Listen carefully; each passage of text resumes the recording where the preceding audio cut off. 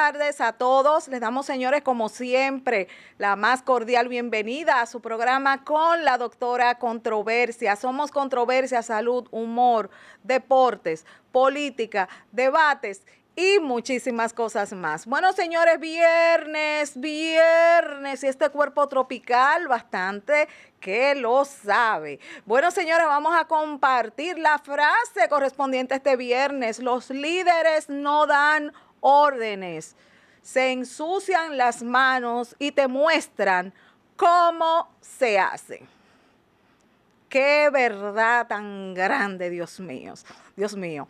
Bueno, señores, el día de hoy nos vamos a un mundo muy interesante. Nos vamos al mundo del desencanto y también al mundo de cambios en la escala de incentivos, a la evaluación de desempeño, situación actual del docente del sector público. Iniciamos formalmente con el desencanto y tenemos el día de hoy un invitado muy distinguido, muy especial para nosotros. Me refiero a Eduardo Manuel Yepes. Él es psicólogo, terapeuta, logoterapeuta y tanatólogo. Y desde Lima, Perú, está aquí con nosotros Eduardo Manuel Yepes, con quien vamos a compartir este tema tan interesante titulado El desencanto. Buenas tardes, Eduardo, ¿cómo está? Bienvenido a tu casa. Gracias, Cris, por la oportunidad de poder compartir con ustedes en el programa y dialogar un poco acerca de este tema, ¿no? Y como tú dices, la frase tan importante, los líderes ensucian las manos, ¿no? Y eso es muy importante porque de ahí maneras van a seguir todas las personas el ejemplo, ¿no? Por ahí estamos. Así que gracias, ahí empecemos cuando tú desees a conversar. Acá estamos con bastante frío, con lloviznas acá en el Perú, pero bueno, son diferentes sitios, así que habrá que compartir climas. Sí, aquí pues estamos con bastante calor y créeme que para mí pues es un gran honor tener esta tarde la oportunidad de poder compartir contigo. Eduardo, ¿qué es el desencanto? A ver, te explico. Yo tengo una formación en la logoterapia, ¿ok? Y una de las cosas que esta terapia habla es sobre, digamos, la falta de propósito a veces en las personas.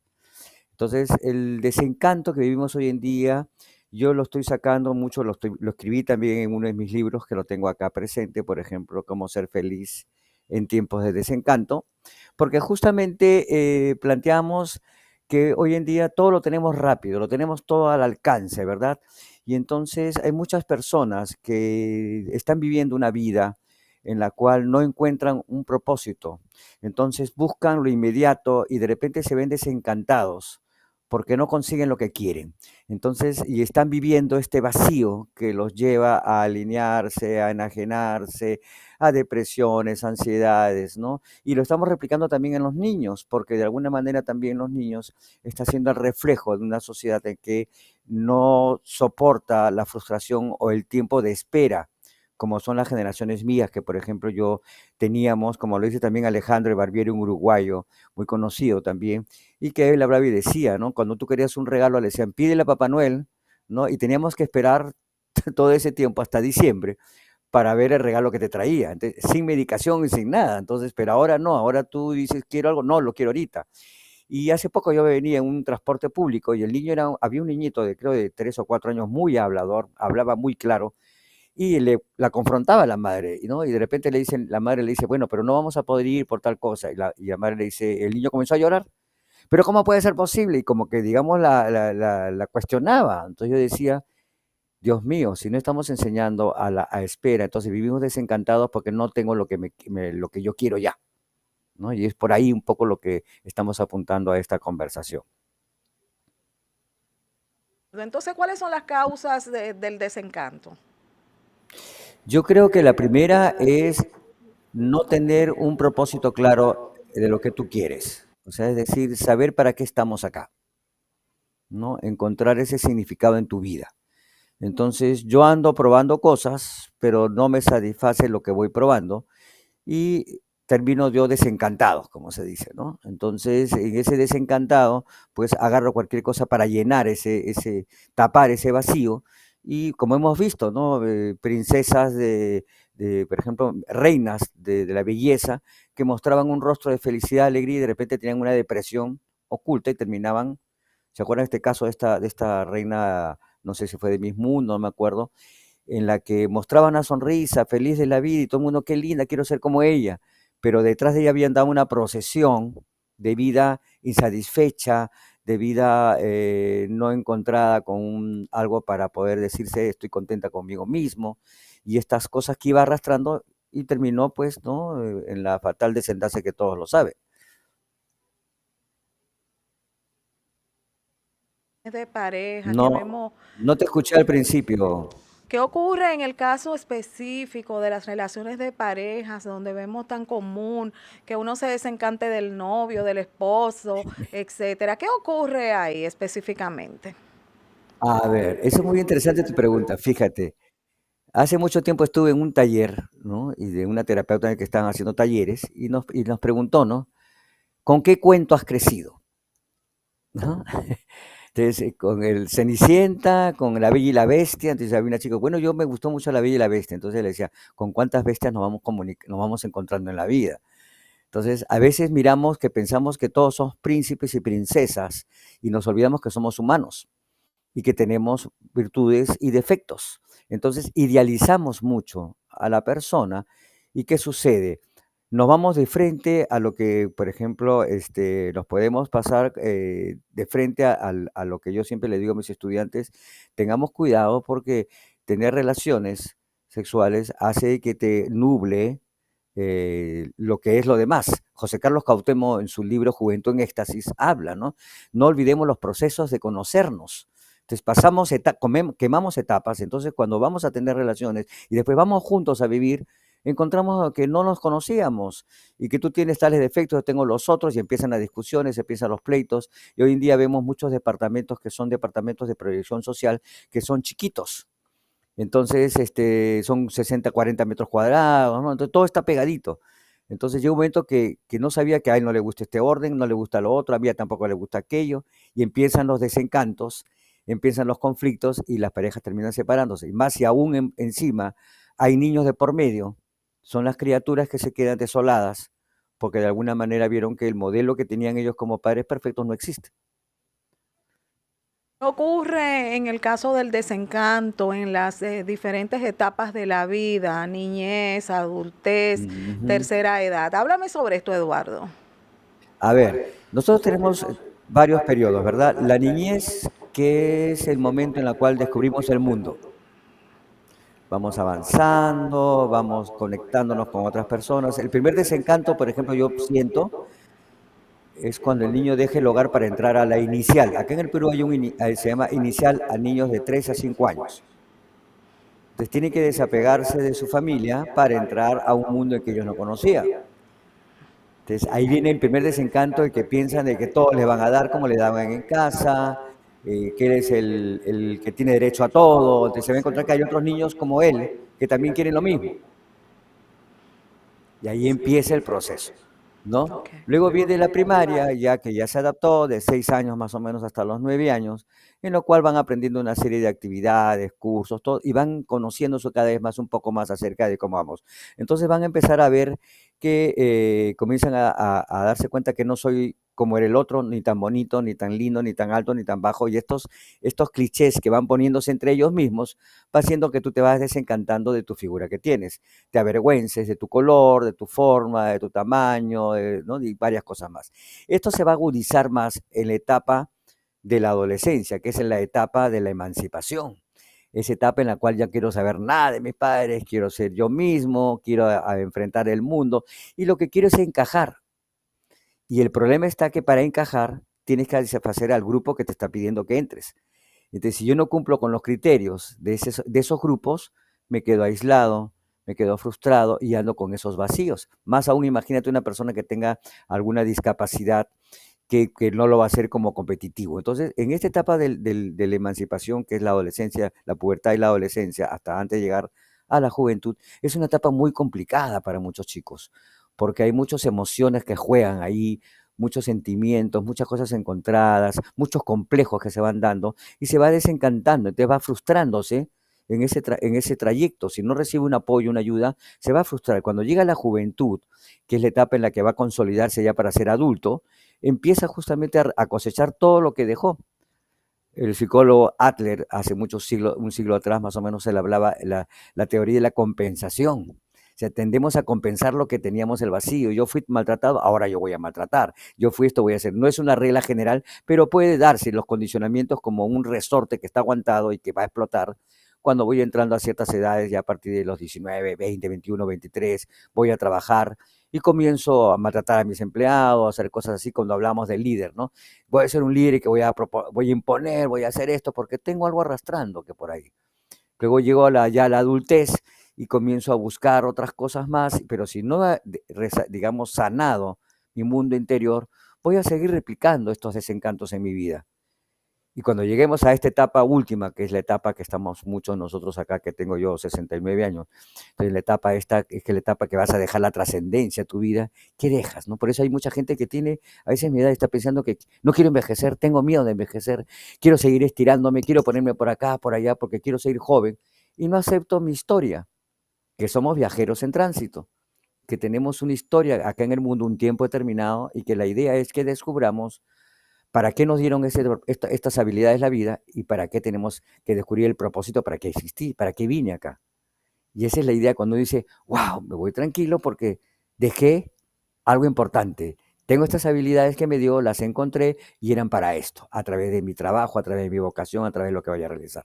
Pero esta gente a veces no pasa por eso. Entonces vive con estos vacíos y desencantos constantes y no se siente feliz. Y es justamente ahí donde están las personas que comienzan pues a transmitir cosas que no son las más adecuadas, ¿verdad? ¿Qué ocurre en el caso específico, Eduardo, del desencanto en lo laboral, en el trabajo? Ahí, por ejemplo, también tiene que ver mucho en lo que tú te vas a dedicar a hacer. Yo siento de que cuando uno ama lo que hace, no lo sientes como un trabajo, lo sientes como algo que tú estás dando maravilloso y que lo disfrutas. En cambio, cuando tú estás en un sitio por necesidad y que tienes que cumplir un papel porque necesitas para poder estudiar o para que eso, entonces el trabajo vas a estar haciéndolo, pero solamente para cumplir, ¿te das cuenta? Pero no te sientes logrado, no te sientes realizado. Y de ahí vas haciendo los tropiezos que puedas tener. Entonces mucha gente a veces puede estar de trabajo en trabajo, en trabajo, en trabajo, porque no encontró de alguna manera esto que nosotros siempre decimos, ¿no? Antes de que tienes que tomar la decisión, ¿qué voy a hacer con mi vida? Tienes que ver todo el mundo de posibilidades que hay a tu alrededor. Y a veces solamente vemos una parte y no vemos lo demás. Entonces escojo a veces algo que me va a llevar después a la deserción de los estudios, a abandonar trabajo porque no era lo que yo quería. Entonces preguntarnos, primero, ¿has escogido todas, has visto todas las posibilidades que tienes? ¿Cuál es tu vocación? Que también es importante preguntarles, porque vocación no es gustos, no es intereses, vocación es algo más inherente a ti, que tiene que ver justamente con lo que a veces realizas en tu vida diaria y es la vocación con la que tú tienes, ¿verdad? Y esto va a marcar el que tú te sientas contento y feliz en lo que vas a ir realizándote, porque te vas a preparar para eso, para realizarte. Pero a veces, pues, en un mundo tan rápido que vivimos, tan diferentes justamente con los temas sociales, políticos y decisiones, pues que los jóvenes, los chicos no saben qué hacer y cogen cualquier cosa y están cambiando de trabajo en trabajo y no van agarrando el rumbo. Entonces, bien pasando los años, se van viéndose, pues, que no era lo que quería, no era lo que buscaba, perdí tiempo estudiando esto y de repente me tengo otra cosa por acá, y van viviendo, pues, en este mundo en el cual su trabajo no es el fruto de lo que ellos se apasionan, sino que simplemente es una obligación y por lo tanto solamente das lo que tienes que dar y cumples tu horario y te vas, ¿no? General, el desencanto, sentimientos de sentirse inútil, la persona. A ver, justamente, ¿qué sucede si yo no descubro encajar en una sociedad que exige mucho?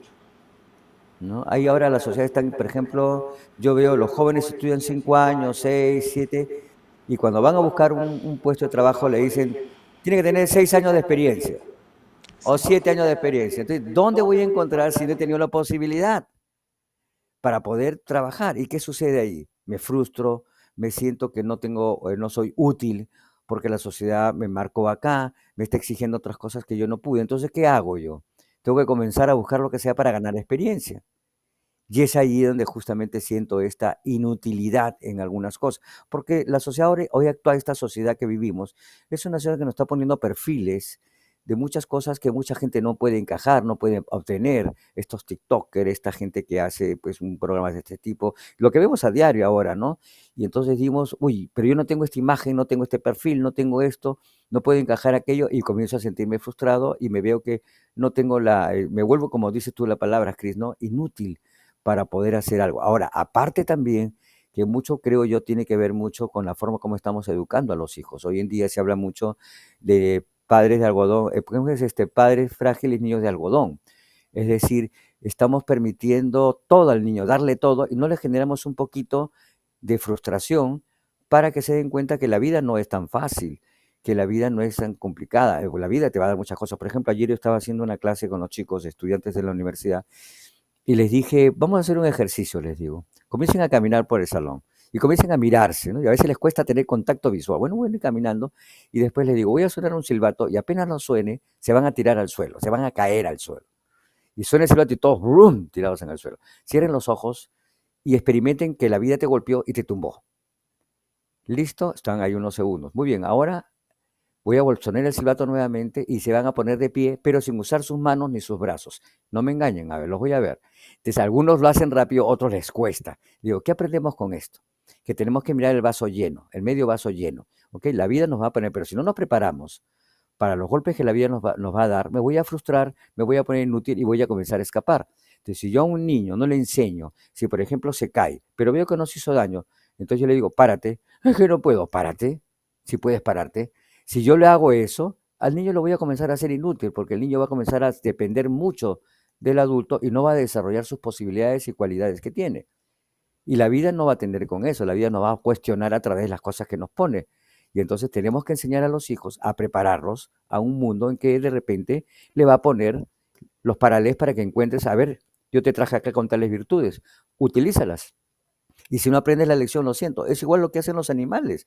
Los animales, si tú tienes las hembras que dan a luz, tienen un tiempo determinado para enseñar a sus crías cuáles son los depredadores, qué tiene que comer, qué tiene que hacer todo para tienen un mundo de peligros.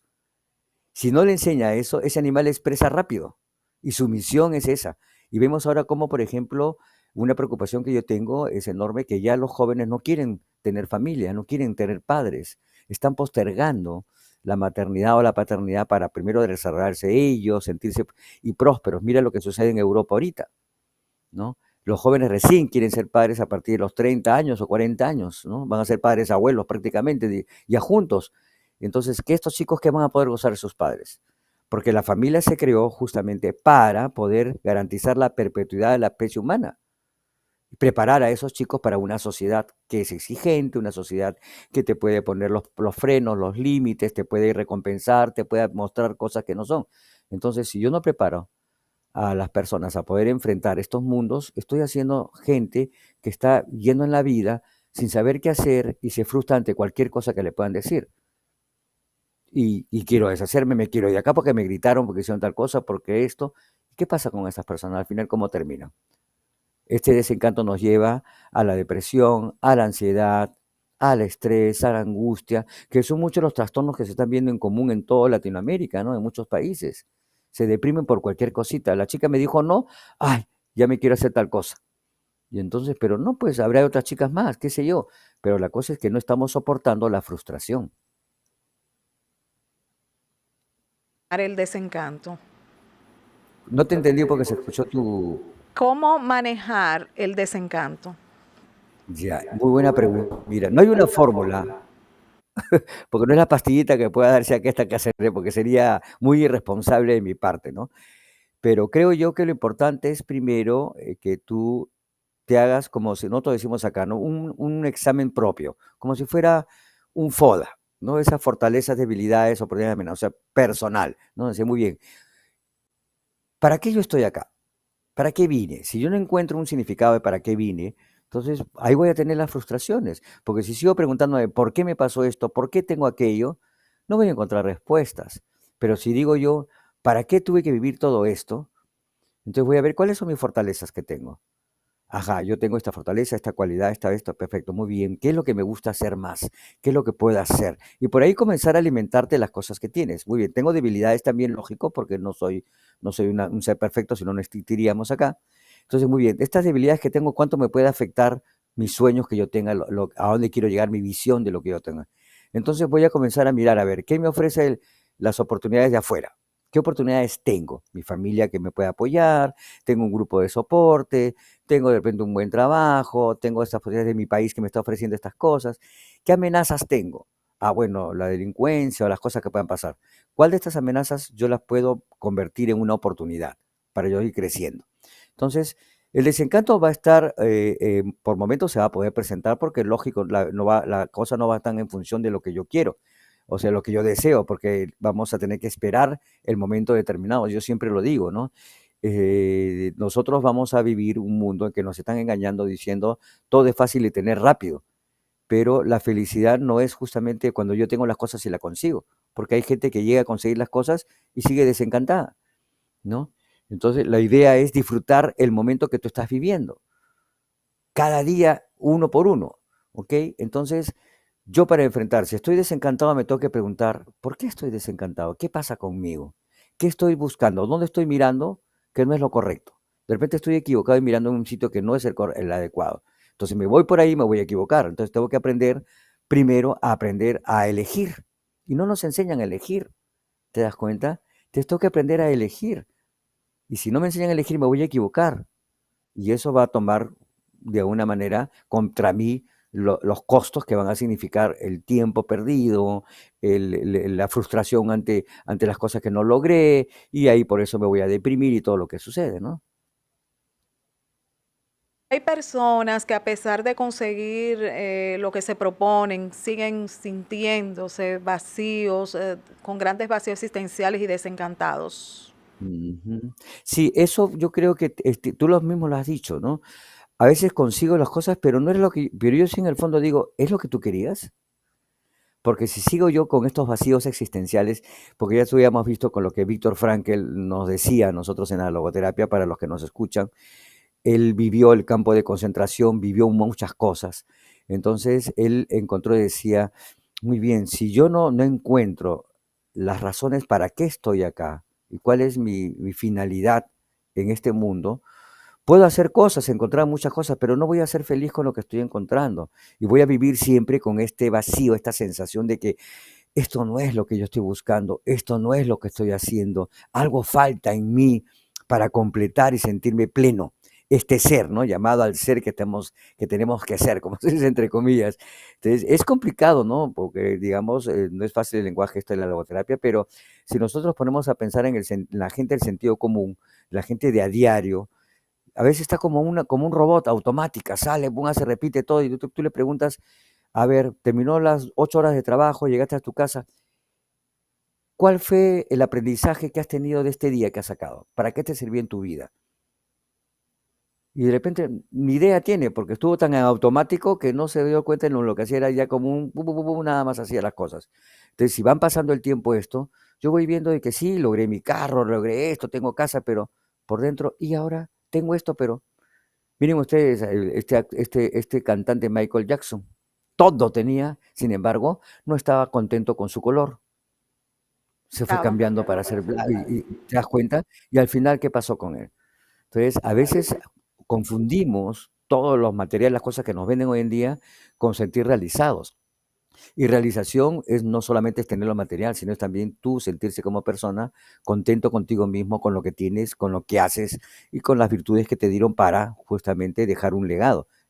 ¿No es cierto? Esto que nos dio Víctor Frank, que los valores de creación, que es lo que yo voy a aportar a la vida, los valores de experiencia que aprendo yo de la vida, y el que tenemos que desarrollar son los valores de actitudinales, sí a la vida a pesar de todo.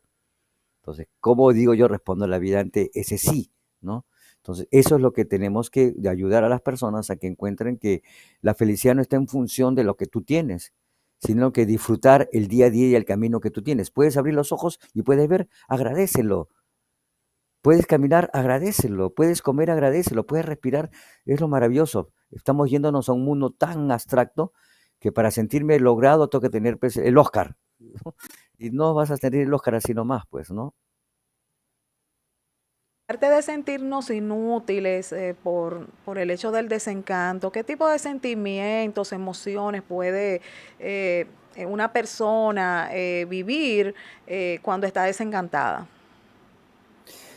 Yo creo que hay muchos sentimientos ahí que pueden llevarlo a comportamientos erráticos, ¿no? O autolesionarse, hacerse daño, ¿no? O de repente, por ejemplo, hacer daño a otros, ¿sí? Y estos son parte del camino de la frustración, de estar desencantado. No conseguí lo que tengo, entonces, ¿por qué el otro va a ser feliz y le hago la vida difícil? Le complico la existencia porque no quiero que sea feliz porque yo no soy feliz. Son formas de sistemas de creencias que vamos teniendo de acuerdo a lo que yo voy mirando para mí, que es sentirme trascendente y realizado. Entonces, en este desencanto me va a llevar a situaciones que pueden ser de repente deprimirme, sentirme muy mal. Y tú sabes que una persona que empieza a caer en este tema de la depresión, lo más peligroso es el momento de las ideaciones de cómo me quiero hacer daño. Entonces, porque te puede estar sonriendo, pero ya maquinó lo que se va a hacer. ¿Te das cuenta? Entonces, ahí es el riesgo. Entonces, hoy en día vivimos una sociedad altamente, con mucho porcentaje estadístico de depresiones. Imagínate que lo que pasó con la pandemia, cuánta gente se frustró, cuánta gente de alguna manera a partir de ahí generó estas soledades, estas cosas que hubo con producto de esto. Entonces, tenemos que darnos cuenta que la frustración o parte de estos pequeños momentos son importantes para podernos poner de pie y decir, muy bien, ¿a dónde voy a mandar? ¿Qué es lo que quiero hacer? Y para poder entender que mi vida es un producto para dejar un legado, para hacer algo, para aportar al mundo, ¿ok? Entonces, mi misión es esa. Pero si yo no tengo claro las cosas, si no me enseñaron a poder pararme, a poder hacer cosas, me va a costar posteriormente y voy a caer en estos temas de soledad, de abandono, que me puede llevar a riesgo de autolesión o puede llegarme riesgos a generar un liderazgo que haga daño a otras personas, a apoderarme y a sentirme más grande que todo el mundo y hago daño para todo el resto, ¿no? Para sentirme bueno, a mí no me pasó la vida, no me hizo nada, ahora yo me voy a hacer con todo. Este tipo de conductas se presentan y vamos viéndolo en toda nuestra historia y la humanidad. Y a mí me preocupa mucho porque la lección está a la mano. Nosotros tenemos, digamos, un cerebro hecho para enfrentar los peligros. Nuestro cerebro está programado para eso, para huir, para atacar y para defendernos. Entonces, la forma como mi cerebro interprete lo que yo voy aprendiendo por mi cultura social, lo va a interpretar de tal manera que puede decir, veo una amenaza y me voy a defender, veo una amenaza, voy a atacar, veo una amenaza y me voy a esconder o voy a huir. Entonces, si no desarrollo aprendizajes y conductas que me ayuden a desarrollarme, voy a estar pasando por situaciones complicadas. Inclusive a veces voy a buscar ayuda, pero solamente para bajar la ansiedad, pero no para comprometerme con mi existencia. Y ahí es el tema, ¿no? ¿Cuáles son las consecuencias a nivel general del desencanto, principalmente en niños?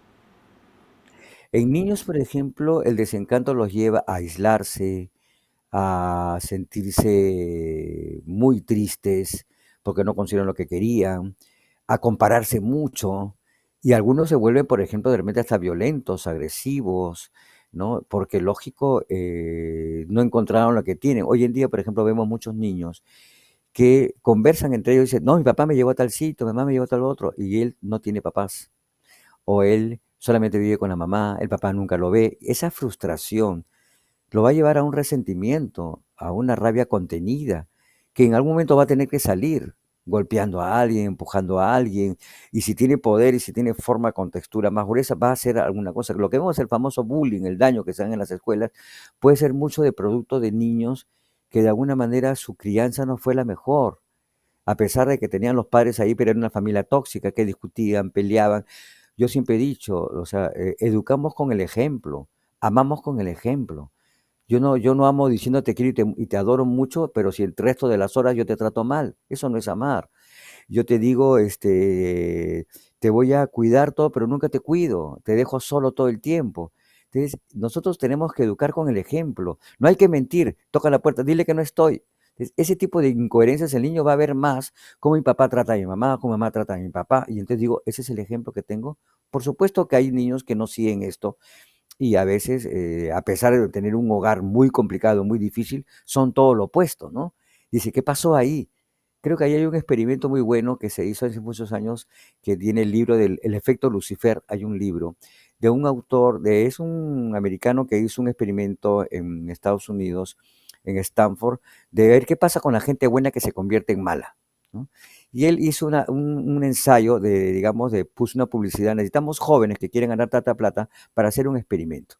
La gente se escribió, los jóvenes se escribieron y decidieron, vamos a hacer al azar quién va a ser preso y quién va a ser policía o carcelero. Entonces, les pagaban plata, entonces sortearon y a los que iban a ser presos, los hicieron toda la policía te iba a buscar a tu casa, te llevaba como preso, te vendaba todo. Y los pusieron en las cárceles, ¿no?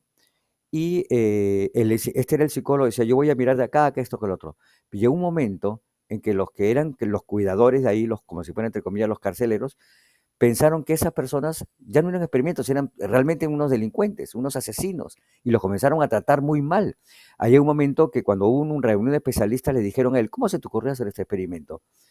Se ha desbordado y están haciéndose daño. Tuvo que parar el experimento. Entonces ahí está el fenómeno humano, ¿no? El efecto que le dice, el efecto Lucifer, es decir, ¿qué pasa con gente que es buena que de repente se convierte en mala? ¿No? ¿Qué sucede con todo eso? Entonces, ahí está el desencanto. En niños, si yo no curamos a estos niños ahora, son adolescentes y jóvenes que van a ser, vas a ver, con personas con heridas, que van a hacer daño, que se van a hacer daño. Y vamos a seguir viendo sociedad que de alguna manera, en vez de ayudarnos a crecer juntos, vemos lo que estamos viviendo hoy en día, ¿no? Consejo final sobre este tema tan interesante. Ay, qué pena. Bueno, Consejo final, Eduardo. consejo final, diría yo, primero agradecerles por la oportunidad de estar acá en tu programa, Cris, y decirles, vivan la vida día a día y siempre piensen para qué vinieron acá. Nada más. Yo creo que con eso es bastantes preguntas filosóficas que tienen que resolver todos los días y de alguna manera eso le dirá un poco de paz y tranquilidad para poder realizarse, ¿no? Y trascender. Muchísimas gracias, Eduardo, de verdad, de todo A corazón, ti, por compartir con nosotros esta tarde tus grandes conocimientos. gracias, gracias. Bueno, señores, vamos a pausa y en breve volvemos con más de Somos Controversias. Nuestras puertas están abiertas. El nuevo Diario TV ya está en Santiago. Elige la mejor plataforma para la difusión de tus contenidos.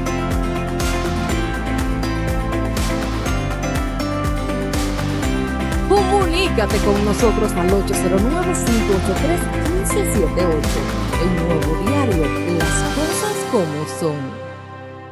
Nuestras puertas están abiertas. El nuevo Diario TV ya está en Santiago. Elige la mejor plataforma para la difusión de tus contenidos.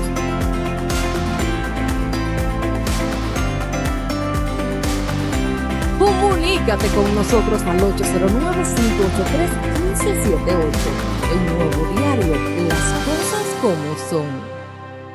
Nuestras puertas están abiertas. El nuevo Diario TV ya está en Santiago. Elige la mejor plataforma para la difusión de tus contenidos.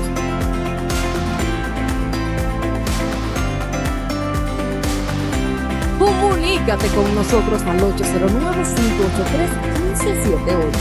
El nuevo diario, las cosas como son.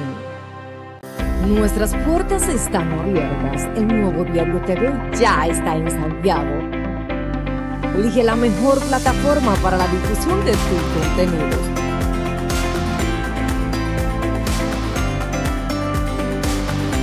Comunícate con nosotros al 809-583-1578. El nuevo diario, las cosas como son. Bueno, señores, y continuamos con más de Somos Controversias y mucho más. Y ahora nos vamos a un mundo muy interesante. Adelante, chicos. Nos vamos con Juan Carlos Fernández. Él es catedrático y experto en educación. Y con él vamos a hablar un tema muy interesante, cambios en la escala de incentivos a la evaluación del desempeño y la situación actual del docente del sector público. Buenas tardes, Eduardo, ¿cómo está? Bienvenido a casa. Buenas tardes, doctora Controversia. Un placer estar aquí contigo. El día de hoy, pues yo quiero que tú compartas con nosotros tu posición acerca de lo relacionado a lo que son los incentivos, etcétera. Fíjate, justamente ahora mismo hay una controversia entre el ministro de Educación y la ADP, donde el ministro o parte del ministerio ha dicho que no están de acuerdo en que los docentes deficientes tengan un incentivo. Yo considero que es un término que está mal empleado porque no existe un docente deficiente. ¿Por qué tú dices que está mal empleado? Justamente por eso, porque no existe un docente en República Dominicana que sea deficiente. Y te explico. Lo primero que tiene que hacer el docente es graduarse de educación. Luego que se gradúa, tiene que ir a un concurso de oposición docente para poder ejercer en el Ministerio Público, en la educación pública. Una vez pasado ese concurso, entonces recibe una inducción y un año probatorio.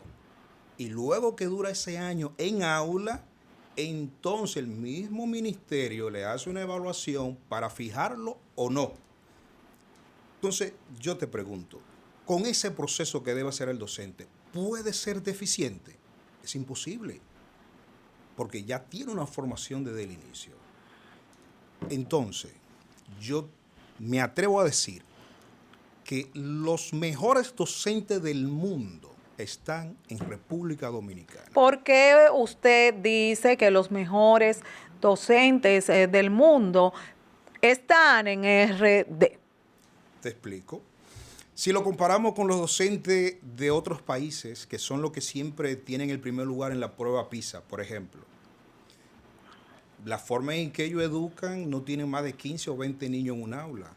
El docente dominicano tiene que tener de 40 a 60. Y cuidado, a veces un poquito más. Pero el docente dominicano no tiene un asistente. Es solo que tiene que trabajar con 40 niños promedio en un aula. Imagínate 40 cabecitas que piensan diferente, que tienen circunstancias diferentes en cada hogar de ellos, y el docente tiene que trabajar con cada uno de ellos. Imagínate eso. Y no es solo un aula. Al docente se le asigna 6 y hasta 7 aulas de 40 y 50 y 60 estudiantes. Entonces, ¿es o no el docente dominicano el mejor del mundo? Entonces, ¿de dónde surge esta parte de docente deficiente? Tomando en cuenta esa pues definición que usted nos acaba de dar, de qué tiene que esa persona pues completar para llegar a ser docente. Entonces, ¿por qué deficiente? La escala para el incentivo por el desempeño del docente tiene 4 renglones, que va desde un docente excelente, uno muy bueno, un bueno y un regular. Se entiende por regular aquel que tiene menos experiencia, obviamente, pero la escala de desempeño por ley o por la ordenanza debe de hacerse cada 3 años.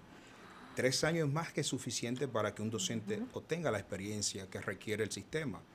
Por ende, yo estoy más que convencido de que el ministro, que jugaron con su buena fe, usaron un término que no corresponde, porque no existe un docente deficiente. Un docente que tenga la capacidad para trabajar con 40 y 60 niños con diferentes situaciones en un aula y que pueda transmitirle un conocimiento y educarlo a la misma vez, no es un docente deficiente. Desde su punto de vista, ¿cumple la ADP con todos los acuerdos? Sí, la ADP cumple con todos los acuerdos. Obviamente la ADP, cuando se ve acorralada por el ministro, pues tiene entonces que hacer uso de la defensa pública. Tiene que darse a sentir. Y justamente la ADP está jugando su rol. Está haciendo lo que debe hacer, que es defender la carrera docente y al docente como tal. Bajo esta circunstancia de que no es ¿cómo te diría el término? No es adecuado que desde el 2014 ya el docente tiene ese incentivo ganado, porque la ADP trabajó para eso, que ahora el ministro quiera quitárselo. haciendo alusión de que existen docentes deficientes. Vuelvo y te repito, no lo hay. Ahora bien, la ADP no ha dicho que quiere premiar a los docentes deficientes, si lo hubiere. No, todo lo contrario. Nosotros no estamos de acuerdo en que se premie un docente deficiente, pero es que no existe tal docente deficiente. No lo existe, por todas las razones que ya previamente te he comentado. ¿Cuál es la situación actual de los docentes en RD? Fíjate, el docente tiene, en cada centro que es asignado, tiene diferente contexto. Y en razón de eso, el docente ha tenido en muchas circunstancias, siempre, cada año tiene que hacerlo, tiene que poner de sus propios recursos para comprar materiales, para poder llevar sus actividades educativas a cabo. Porque a pesar de que las escuelas reciben un presupuesto, esto no quiere decir que se traduce en los útiles o materiales que necesita el docente como tal. Entonces el docente, para poder brindar un mejor trabajo, un mejor desempeño en su labor educativa, pues en la mayoría de los casos tiene que aportarle sus propios recursos, comprando útiles para desarrollar sus estrategias educativas. Desde su punto de vista, ¿cumple el Ministerio de Educación con los acuerdos con la ADP? En cierta parte sí. Hemos visto que, por ejemplo, recientemente, creo que hoy salió en la prensa, que el ministerio vamos a iniciar este año escolar con 4.000 docentes auxiliares en el nivel preescolar. Esos son acuerdos que se habían hablado anteriormente y son luchas que la ADP ha venido tomando todo el tiempo, de que se necesitan maestros auxiliares, maestros asistentes, porque un maestro solo con 40 o 60 niños es casi imposible llevar la labor con calidad que se requiere. Sin embargo, también estamos viendo que el ministro quiere quitarnos un incentivo por desempeño que ya lo teníamos ganado, o que lo teníamos ganado desde el 2014. Entonces no es justo que él quiera quitarlo. Y la ADP tiene 2 años discutiendo ese tema. Tiene una comisión designada para ese tema y reuniones tras reuniones. Ya van aproximadamente 171 reuniones y todavía no se llega a un acuerdo. El acuerdo sería evitar que el ministro quiera quitar el incentivo que ya está ganado, pero el ministro no quiere ceder. Retos para el docente dominicano, desde tu punto de vista. El docente dominicano como reto tiene las habilidades del siglo XXI que debe tener un docente. Debe manejar todo lo que tiene que ver con la tecnología de la información y la comunicación. Tiene que desarrollar las competencias de poder evaluar por competencia. Aunque el docente en parte contenido, no se debe evaluar el contenido como tal, sino que el estudiante ha podido saber hacer con lo que aprendió. Entonces, eso es un reto muy importante, aprender el manejo de la tecnología educativa y aprender a desarrollar las evaluaciones por competencia real, que podamos enseñarle a nuestros estudiantes qué hacer con lo que aprende. ¿Cuántos niños aproximadamente debe de haber en una aula, desde tu experiencia como especialista en la materia? Bueno, en un aula no debe de existir más de 15 a 20 niños por maestro. ¿Por qué? Fíjate, una de las cualidades que debe tener un docente es poder familiarizarse con el estudiante. Tiene que aprender a desarrollar el vínculo afectivo con el estudiante. A medida de que el estudiante se siente más identificado con el docente, adquiere mayor conocimiento, le tiene mayor confianza, puede expresarle cualquier situación que le moleste o que le impida desarrollarse como tal en lo que se le está enseñando. Y una de esas habilidades para el docente lograr esa conectividad con el estudiante es aprender su nombre de memoria. Cuando un estudiante, el maestro lo llama por su nombre, Joselito, Eduardito, Juan Carlito, el estudiante empieza una conexión afectiva con el docente. Es más manejable. Incluso puede llegar a dominar hasta la disciplina en el aula. Imagínese usted el reto de un docente tener 6 sesiones se refiere a aulas, con 60 niños. Serían 360 aproximadamente estudiantes, que él debería de aprenderse los nombres de cada uno de ellos para poder tener ese vínculo. Entonces, es casi imposible. Imposible. Un docente con 2 o 3 sesiones, con niños, con no más de 15 niños en un aula, pues entonces le permite tener una relación más personal con el estudiante. Situaciones que la puedes ver en el aula, automáticamente ves si hay un niño de 15 o 2 de 15 que se están quedando rezagados en una dinámica en el aula, pues entonces él puede darle continuidad personalizada a esos niños. Pero con 60 es casi imposible. Y esa es la realidad actual del docente. Desde su punto de vista, ¿ha avanzado sí o no el sistema educativo dominicano?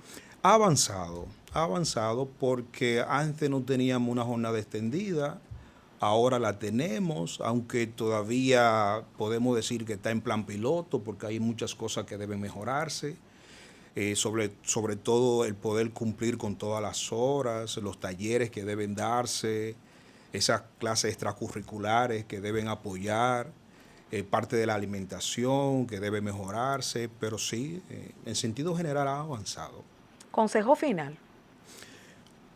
Consejo final para mis queridos docentes. Les recuerdo, los mejores docentes del mundo están en República Dominicana. El docente dominicano tiene que hacer de tripas corazones con lo poco que recibe.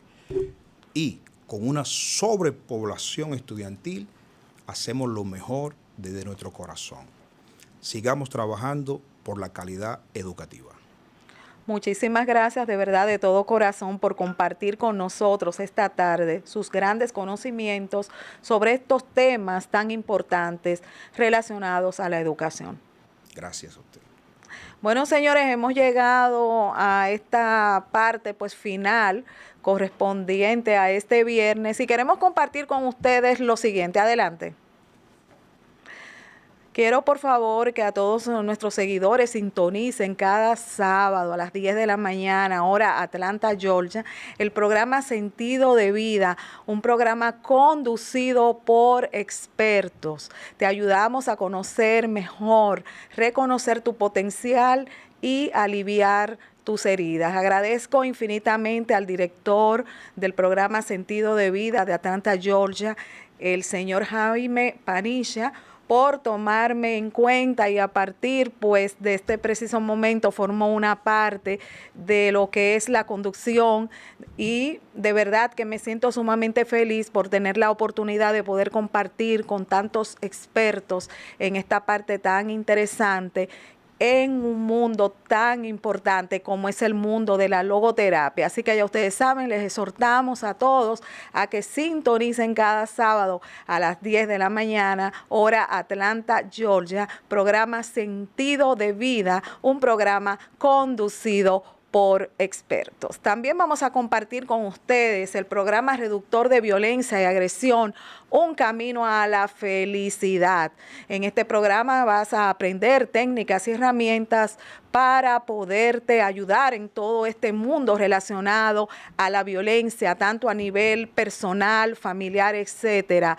Para poder inscribirte, tienes que llamar al 829-983-8057. Este programa, pues, con la licenciada Halsin Ramos, psicóloga clínica y terapeuta, especialista en todos estos temas relacionados a la psicología criminal, y esta humilde servidora, Crismelis Brito Padilla, estaremos con ustedes. Así que ya ustedes saben, pueden inscribirse, que las inscripciones están hasta el 15 de octubre. Bueno, señores, con todo esto hemos llegado al final. Ya ustedes saben, pórtense bien, mis amores. Feliz fin de semana para cada uno de ustedes y nos veremos el lunes. Sí, papito, Dios lo permite. Soy Crismelis Brito Padilla, su doctora controversia. Continúen con más del Nuevo Diario TV. Nos vemos el lunes, mis amores. Bye.